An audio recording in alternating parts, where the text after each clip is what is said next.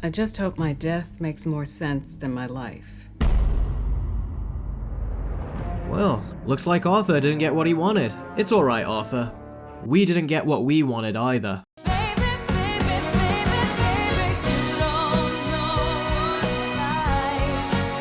And neither did Warner Brothers, as Joker 2 has fallen flat on its face in literally every conceivable way. It got terrible reviews, the worst box office, the worst second weekend drop since Batman vs Superman, the worst audience and critic score, and it did all of that on a budget of $200 million, which is significantly more than the first movie's $55 to $70 million.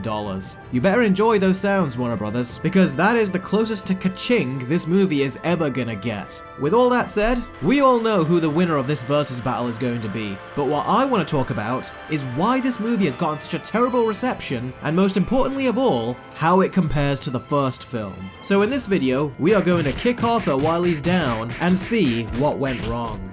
Let the battle commence. The story for the first Joker was very simple. It was about a man's descent into madness. It was a character study, and a very fascinating one with a ton of Jokerisms from the comics. The second movie is about the trial of the Joker, where he's going to be sentenced for his actions in the first movie. And yes, that does mean they answer questions that were left open to interpretation in the first film. The first half plays as an insane romance story in Arkham, and the second half plays as a courtroom drama. And that's what's kind of bizarre about this story. It's a deconstruction of the Joker, rather than him being out there in the world fully realized, which is kind of what both the trailers led us to believe and the ending of the first movie. But sadly, the Joker that was so brilliantly born in the first film has gone back to being Arthur, and we rarely ever see him as the Joker in this film, only in song numbers and a mini courtroom scene. Going by the trailers, I thought that Joker 2 was going to be about Arkham Asylum successfully rehabilitating Arthur, and then Harley comes in and brings the Joker back out of him. I want to see the real you. But it's not. The toxic relationship that they have in the animated series and comics is not delved into, which is such a shame because that's what I have really wanted to see in live action with these two. And in this R-rated movie, we had the perfect opportunity to delve into that, but again, we didn't. Even though, again, the trailers hinted that it would. The Joker is me. Come to think of it, the Folie Deux line doesn't even make any sense. In English it translates to shared madness, but that never happens in the film. And that's only the beginning of this movie's problems. Something I realized about this film is that it had really good scenes, but right when they were getting interesting and you wanted to see more, they would constantly cut away. At one point, the psychiatrist or whatever says to Arthur, "Maybe I could talk to Joker about it. Would he like to talk to me?" and I was like, oh boy, this is gonna be good. But then it just cuts to a completely different scene later in the day. "Would he like to talk to me?" There are several scenes like this where you want to see what happens next, but then the scene either cuts away or the musical numbers take over. And trust me, we'll talk about those later. And the really good scenes in the movie never reach the heights of tension that they did in the first film. That being said, there were some genuinely fantastic scenes. The best one was when Gary takes the stand. It's one of the only scenes where the Joker takes center stage, and it even made the cracks appear in Joker slightly, like the original Arthur came out, the one who was not driven insane. And I actually found this scene to be emotional. Now, as much as I enjoyed the trial, I wish more would have happened in it. There was definitely some good stuff to come out of it, and I really liked the idea of the Joker being on trial, but it needed to be much punchier with its writing and its revelations, and it just wasn't. And this is especially surprising when you take into account that the same writers and directors of the first movie are behind it. The first Joker attempted to be a character study, and it accomplished that with flying colors. It had all the DNA of the Joker injected into every aspect of the film, including its unreliable storytelling. It was a Joker movie through and through, and it was loved because of it. And the second movie, it just spent most of its time either retelling or undoing the story for the first movie. It was unevenly paced, especially with its song numbers, and it just didn't tell an interesting story like the first movie did. So the movie with the superior story is the first Joker. Hey everyone, Moana 2 is right around the corner, so join me on the 21st of November for a live watch-along of Moana 1. I have never seen this movie before, so this will be my first time watching it. And you can watch me react to the movie as we all watch it together in anticipation for the second film. All you have to do is lick the join button? All you have to do is click the join button and become a YouTube member, and you'll be almost as happy as this guy. Almost. Become a YouTube member right now, and I'll see you then. Now, I'm not going to compare Joaquin Phoenix's performance. As far as I'm concerned, he is equally as fantastic as Arthur and Joker in both movies. What I am here to compare is the gimmicks and the endings. Now, the gimmick that the first Joker had was the dance sequences with Arthur, and this was all done to illustrate how the slow-moving, hunchbacked and depressed Arthur started to have some life in him and a zip to his step after he killed people. Almost like he was having an awakening, like he's finally becoming comfortable in his skin for the first time. And the music would expertly go from an upbeat pop song from Arthur's perspective to the dark and full of despair cello music that is reacting to the dark change that is happening to this man right in front of our eyes, as the more he dances, the more the Joker is coming to the surface and Arthur is starting to disappear into obscurity. That is the gimmick in the first Joker movie, and on paper, the Joker dancing would sound incredibly ridiculous, but in execution, it was incredibly smart and was used to advance the transformation of his character. Now, the gimmick in Joker 2 goes a step beyond that. It goes from dance numbers to musical numbers. And although I am not really a fan of musicals, I was not a fan of dance sequences either, and song numbers are a natural progression from dance numbers, so I thought that maybe they could win me over like they did in the first movie, and well, they didn't. You see, in the second movie, the song numbers are used to illustrate what Arthur is feeling and thinking in the moment, but the thing is, we don't need musical numbers to tell us this. We just need good acting. We needed facial expressions and body language like we got in the first movie, and Joaquin Phoenix is perfectly capable of that. So what do we have these song numbers for? What's their purpose? I'll tell you what, it's just an artistic choice for the sake of being artistic. They are just a pointless gimmick so the movie can appear artsy and Todd Phillips can seem like an artist. And I'll admit, they look and sound nice despite not really being my thing, but they don't do anything worthwhile for the character development. What they actually do is pad out the movie's runtime and they interrupt the flow of the movie. There were points when I was really getting invested in a scene, and then the musical numbers would just start and take over the rest of it. So the musical numbers felt more like a hindrance to the movie rather than a benefit. The gimmick worked perfectly to advance Joker's arc in the first movie, but it didn't work to further his development in the second film. So the movie with superior utilization of its gimmick to develop the Joker is the first film. Now, we all know the ending to Joker. Arthur kills Murray, he gets arrested, the cop car gets run over, and then his supporters get him out and Arthur completes his transformation into the Joker. Only to find that some of this, all of this, or even none of this is real, but just one of many scenarios in the Joker's head, as his most infamous line in the comics is, "Sometimes I remember it one way, sometimes another.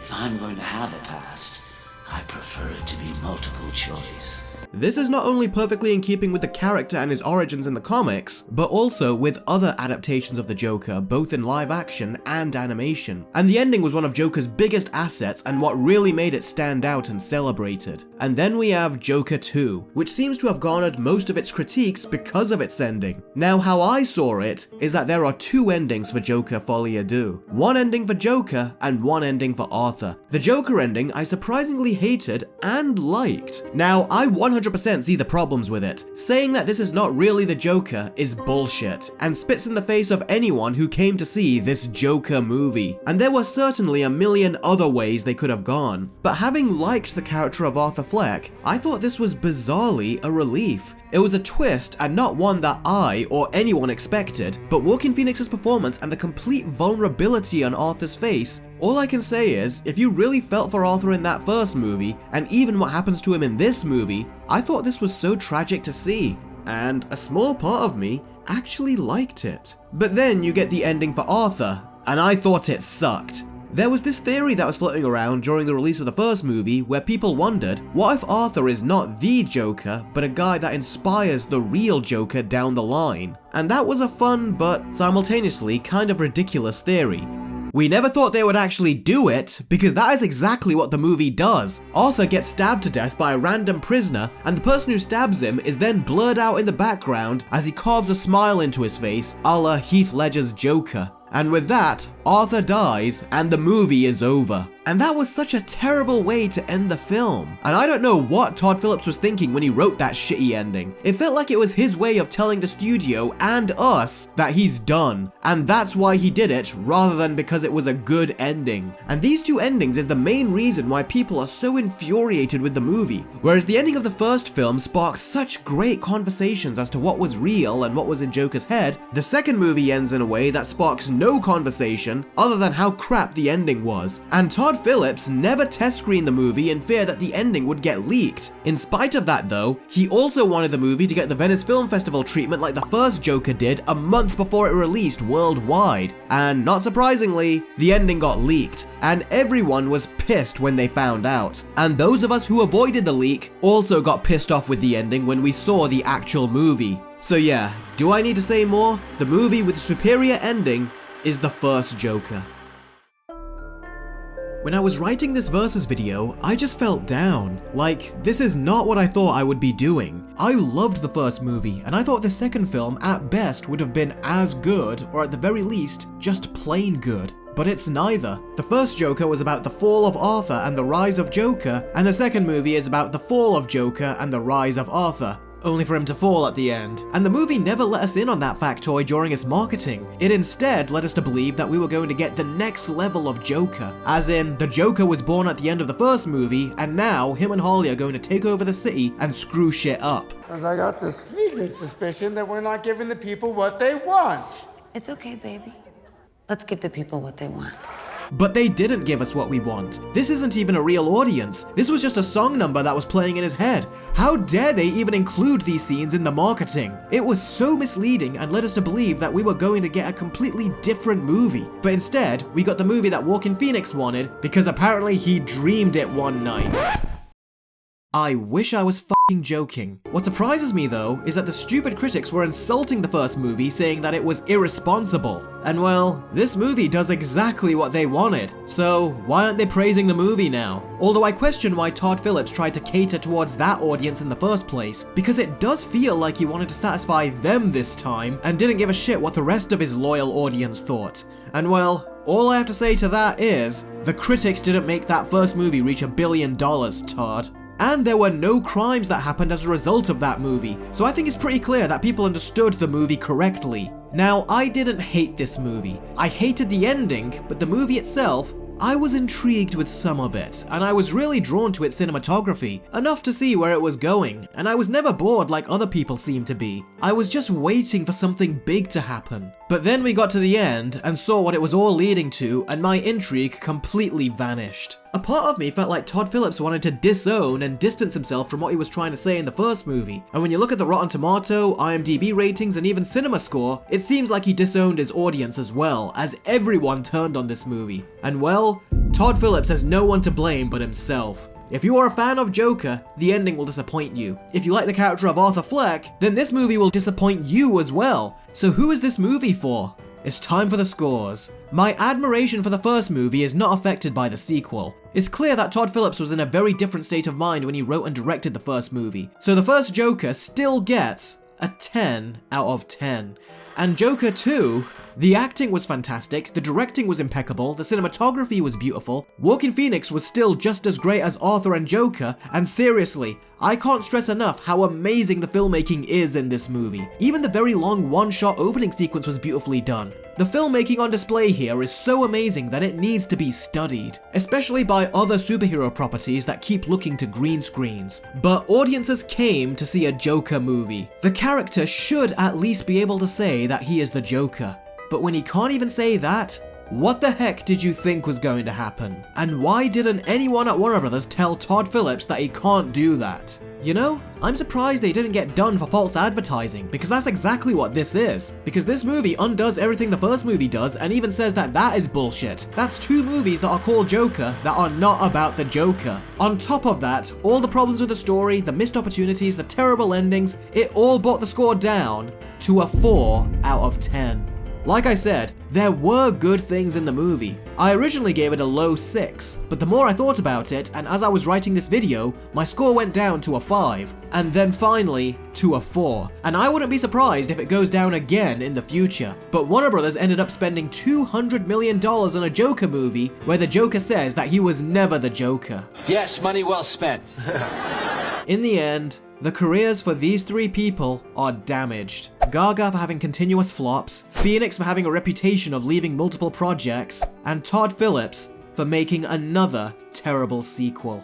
I guess there's nothing else to say except, you get what you f***ing deserve.